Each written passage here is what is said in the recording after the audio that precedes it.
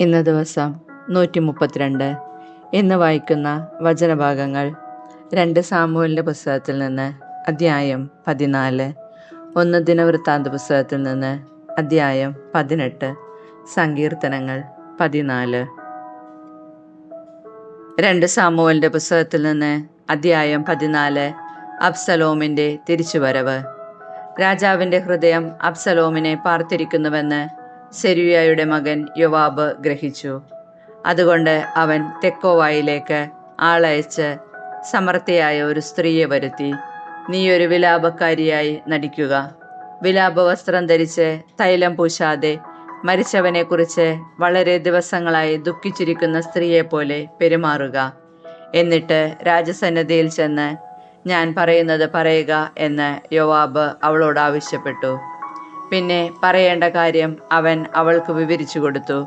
തെക്കോവക്കാരി രാജസന്നിധിയിൽ ചെന്ന് സാഷ്ടാംഗം നമസ്കരിച്ചു. അവൾ പറഞ്ഞു, തിരുമേനി സഹായിക്കണമേ, എന്താണ് നിന്റെ പ്രശ്നം? രാജാവ് ചോദിച്ചു. അവൾ പറഞ്ഞു, അടിയൻ ഒരു വിധവയത്രേ. എൻ്റെ ഭർത്താവ് മരിച്ചുപോയി. അങ്ങയുടെ ദാസിക്ക് 2 പുത്രന്മാരുണ്ടായിരുന്നു. അവർ വയലിൽ വെച്ച് വഴക്കിട്ടു. അവരെ പിടിച്ചു മാറ്റാൻ ആരുമില്ലായിരുന്നു. ഒരുവൻ മറ്റവനെ അടിച്ചു കൊന്നു. ഇപ്പോഴോ എൻ്റെ ചാർച്ചക്കാരെല്ലാവരും ഈ ദാസിക്കെതിരെ തിരിഞ്ഞിരിക്കുന്നു. സഹോദരനെ കൊന്നവനെ വിട്ടുതരിക. മരിച്ചവന് വേണ്ടി ഞങ്ങൾ പ്രതികാരം ചെയ്യട്ടെ. അങ്ങനെ അവൻ്റെ വംശം നശിപ്പിക്കട്ടെ എന്ന് പറയുന്നു. ശേഷിച്ചിരിക്കുന്ന കനൽ കൂടി അവർക്കെടുത്തും. എൻ്റെ ഭർത്താവിൻ്റെ നാമം നിലനിർത്താൻ ഭൂമുഖത്ത് ഒരവകാശി പോലും ഇല്ലാതെയാകും.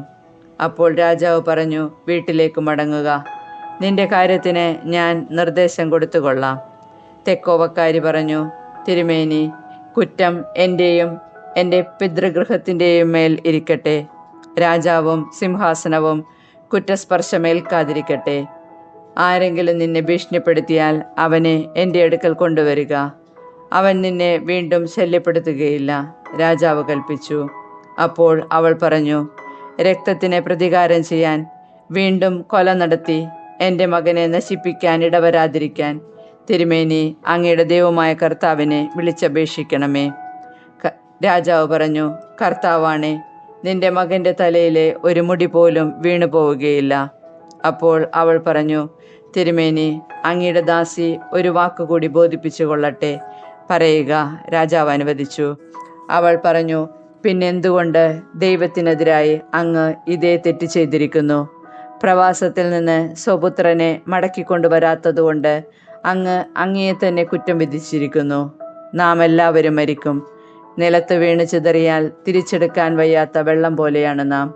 ബഹിഷ്കരിച്ചവനെ എന്നും പര്യക്തനായി ഉപേക്ഷിക്കാതിരിക്കാനുള്ള മാർഗം തേടുന്നവൻ്റെ ജീവനിൽ ദൈവം കൈവയ്ക്കുകയില്ല. ജനമെന്നെ ഭയപ്പെടുത്തിയത് കൊണ്ടാണ് ഇക്കാര്യം എൻ്റെ യജമാനായ രാജാവിനോട് പറയാൻ ഞാൻ വന്നിരിക്കുന്നത്. ഞാൻ ചിന്തിച്ചു, രാജാവിനോട് പറയാം. ഈ ദാസിയുടെ അപേക്ഷ രാജാവ് നിറവേറ്റിത്തരും. എന്നെയും എൻ്റെ പുത്രനെയും കൊന്ന് ദൈവത്തിൻ്റെ അവകാശത്തിൽ നിന്ന് അകറ്റാൻ ശ്രമിക്കുന്നവരുടെ കയ്യിൽ നിന്ന് അങ്ങ് എൻ്റെ വാക്ക് കേട്ട് എന്നെ രക്ഷിക്കും. എൻ്റെ യജമാനായ രാജാവിൻ്റെ വാക്ക് എനിക്ക് സ്വസ്ഥത തരും.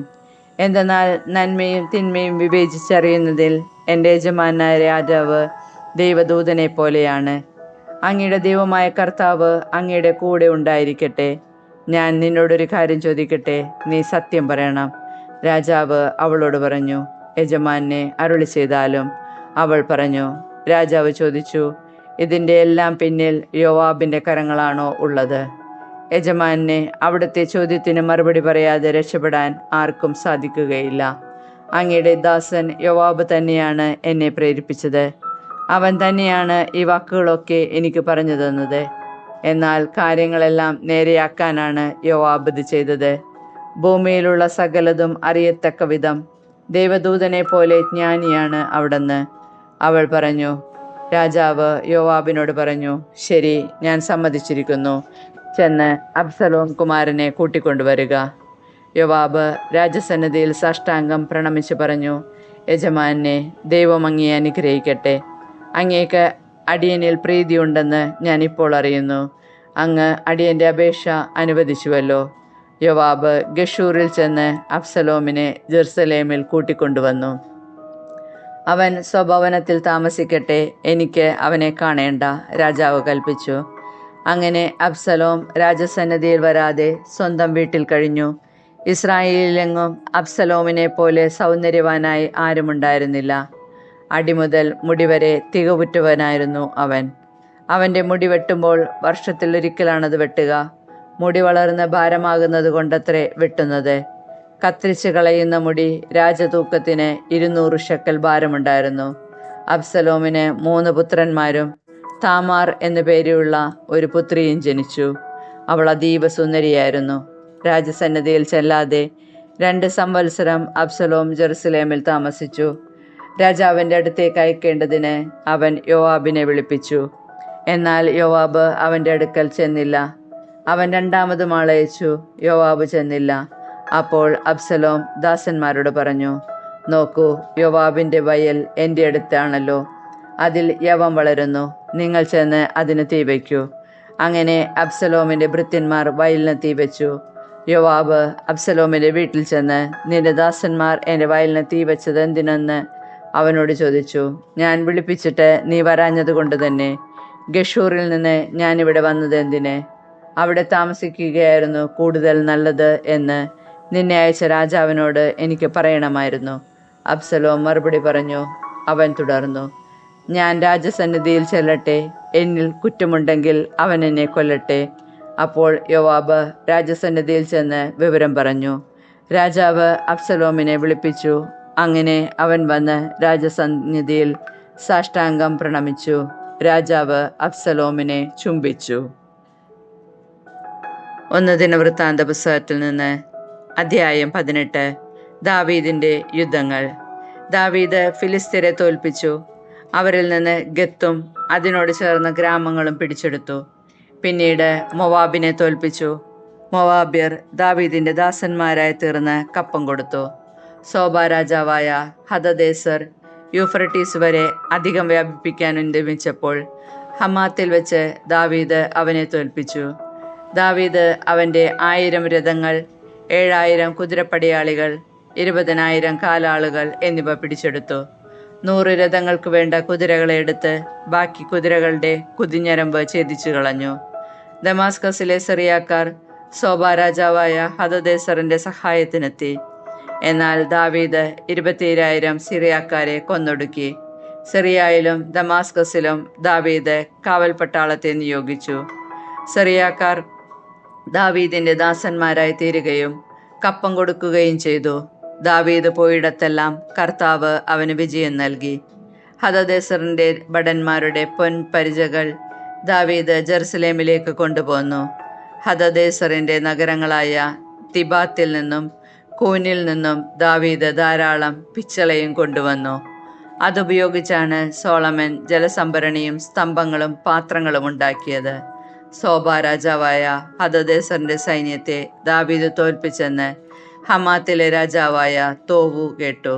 ഹദദേസറിനെ പരാജയപ്പെടുത്തിയാൽ അനുമോദിക്കാനും മംഗളങ്ങൾ ആശംസിക്കാനും ദാവീദിൻ്റെ അടുത്ത് തോവു തൻ്റെ മകൻ ഹദോറാമിനെ അയച്ചു. കാരണം തോവ് ഹദദേസറുമായി കൂടെ യുദ്ധത്തിൽ ഏർപ്പെട്ടിരുന്നു. സ്വർണം, വെള്ളി, പിച്ചള എന്നിവ കൊണ്ടുള്ള ധാരാളം സമ്മാനങ്ങളും അവൻ ദാവീദിന് കൊടുത്തയച്ചു. ഏദോമിൽ നിന്നും മോവാബിൽ നിന്നും അമോന്യർ, ഫിലിസ്ത്യർ, അമലേക്യർ എന്നിവരിൽ നിന്നും എടുത്ത പൊന്നിനോടും വെള്ളിയോടും കൂടെ അവയും ദാവീദ് രാജാവ് കർത്താവിന് സമർപ്പിച്ചു. സെരിയയുടെ മകൻ അബിഷായി ഉപ്പ് താഴ്വരയിൽ വെച്ച് 18,000 ഏദോമ്യരെ വധിച്ചു. അവൻ ഏദോമിൽ കാവൽ പട്ടാളത്തെ നിയോഗിച്ചു. ഏദോമ്യർ ദാവീദിൻ്റെ ദാസന്മാരായി. ദാവീദ് പോയിടത്തെല്ലാം കർത്താവ് അവന് വിജയം നൽകി.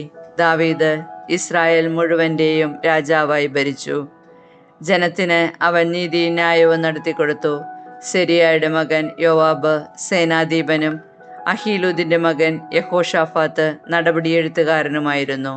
അഹിത്തൂബിൻ്റെ മകൻ സാദോക്കും അബിയാദറിൻ്റെ മകൻ അബിമലേക്കും പുരോഹിതന്മാരും ഷൗഷ കാര്യവിചാരകനുമായിരുന്നു.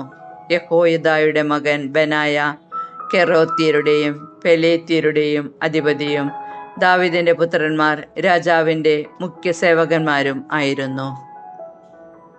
സങ്കീർത്തനങ്ങൾ 14. ദൈവനിഷേധകന്റെ മൗഢ്യം.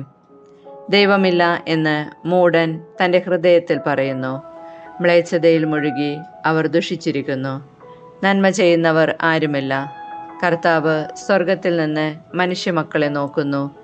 ദൈവത്തെ തേടുന്ന വിവേകികളുണ്ടോ എന്ന് അവിടെ നാരായുന്നു. എല്ലാവരും വഴിതെറ്റി ഒന്നുപോലെ ദുഷിച്ചുപോയി. നന്മ ചെയ്യുന്നവനില്ല, ഒരുവൻ പോലുമില്ല. ഈ അധർമ്മികൾക്ക് ബോധമില്ലേ?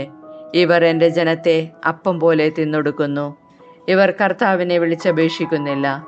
അവിടെ അവരെ പരിഭ്രാന്തി പിടികൂടും. എന്തെന്നാൽ ദൈവം നീതിമാന്മാരോട് കൂടെയാണ്. നിങ്ങൾ ദരിദ്രന്റെ പ്രതീക്ഷകളെ തകർക്കാൻ നോക്കും, എന്നാൽ കർത്താവ് അവന് അഭയമായുണ്ട്. ഇസ്രായേലിൻ്റെ വിമോചനം സിയോനിൽ നിന്ന് വന്നിരുന്നെങ്കിൽ, കർത്താവ് തൻ്റെ ജനതയുടെ സുസ്ഥിതി പുനഃസ്ഥാപിക്കുമ്പോൾ യാക്കോബ് ആനന്ദിക്കും, ഇസ്രായേൽ സന്തോഷിക്കും.